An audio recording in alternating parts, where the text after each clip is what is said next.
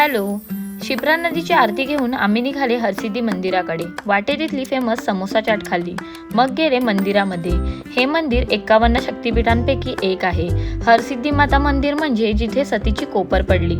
येथील संध्याकाळची आरती हा एक दिव्य आणि भव्य अनुभव आहे. मंदिरात 2 दिव्यांचे बुरुज आहेत, जे दररोज संध्याकाळी आरती दरम्यान प्रकाशित केले जातात. तिथून बाहेर पडताच एक स्टॉल आम्हाला दिसलं. तिथे रबडी, गुलाबजाम आणि मलाई दूध मिळत होतं. हे सर्व पाहून आम्हाला आमचा मोह आवरला नाही. आम्ही पण गरमागरम गुलाबजाम आणि रबडी घेतली. आय स्वेअर, इतकी टेस्टी रबडी आणि गुलाबजाम मी खरंच कधी खाल्ले नव्हते.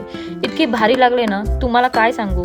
पण पुढे येऊन ही पाणीपुरी खाऊन पूर्ण तोंडच खराब झालं. मग तोंडाची टेस्ट सुधारण्यासाठी परत हे मोमोज खाल्ले. नंतर गेले कालभैरव मंदिरामध्ये.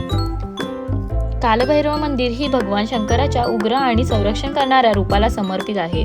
कालभैरवाला मद्य अर्पण करण्याची परंपरा आहे आणि याचा अर्थ देवतेला दारू आवडते असा नसून हा त्याग आणि करुणेचे प्रतीक आहे.